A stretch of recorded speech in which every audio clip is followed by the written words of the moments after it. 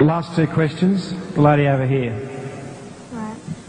I've been told that women in Islam wear a veil because in this way men will treat them respectfully. But I see the veil as a form of oppression, because why should they have to cover themselves because of the weakness of men? Shouldn't they be treated with respect regardless? Could you please explain the veil, and did Mary have to wear a veil?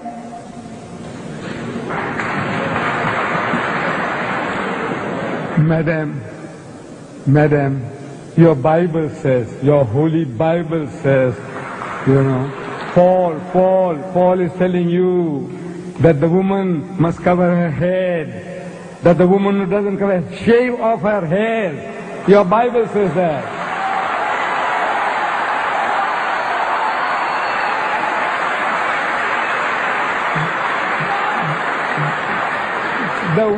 The woman who bares her hair says shave them off.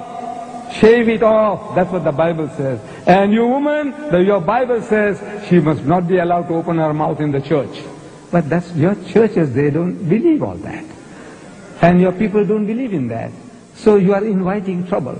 Because of this, in America, in New York, no woman is safe after dark. No woman is safe. In France, during daytime, women have been raped in the street, and people just walk by, looking the fun. Say, or maybe they're enjoying themselves. Woman is being raped. No, I said, you are inviting it. Look, this modesty, the nuns, the nuns, Roman Catholic Church, nobody gives them a second look. If Mary, the mother of Jesus, came along, you won't give her a second look. But my dear sisters, those women on your Gold Coast at Scarborough and all that with bikinis and tangas and G-strings, look, sure.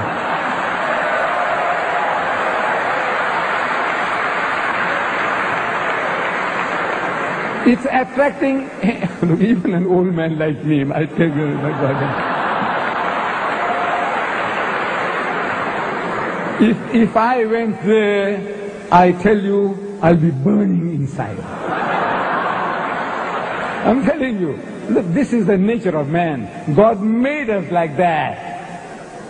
The thing that allures man more than anything on earthly existence is woman. Do you know that? I don't know. The Quran says, زُيِّنَ لِلنَّاسِ حُبُّ الشَّهْوَاتِ مِنَ النِّسَاءِ. Fear in the sight of men is the love of things they covet. Number one, مِنَ النِّسَاءِ, women. وَالْبَنِينَ, then sons.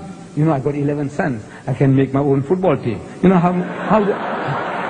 makes me feel proud. I got 11 sons, my own football team, my own cricket team.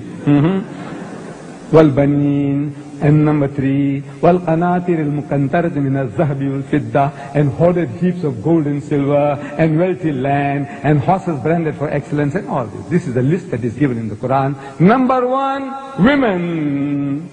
The Quran says, the thing that allures man most on this earthly existence is woman.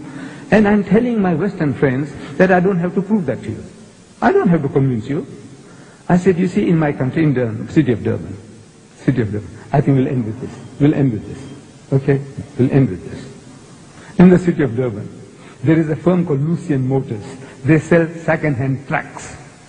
Lorries, trucks. We call them trucks here too? Trucks. We call them trucks. And on the trucks that they advertise, there's a woman in the bikini on top of the truck. Then G-Knots, they sell farm implements. And on the tractors that they advertise, there's a woman in the bikini on top of the tractor. I'm asking these Westerners, I say, what has a woman in the bikini got to do with a second-hand truck or with a tractor? Except the man. You see, the woman is being diagnosed, so you'll read the advert. And BMW, I don't know, you have BMWs here. It's a motor car supposed to be a little better than the Mercedes-Benz.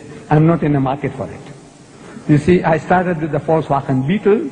I did 120,000 miles, and I had to change for another Beetle, and another Beetle, and another Beetle. Then they stopped making the Beetles. The Volkswagen Beetle. They started the Golf. So I had to buy Golf number 1, Golf number 2. I'm still not in the market for a BMW. But I am forced to read this advert. In my newspaper, I see a BMW motor car. And with a woman in the skimpiest of bikini, what you call the tanga, the G-string. She's standing in front of the motor car. And it's written at the bottom, test drive her now.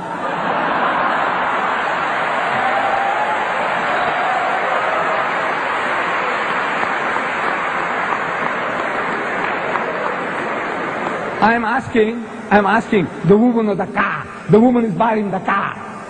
And her is underlined. Test drive her now.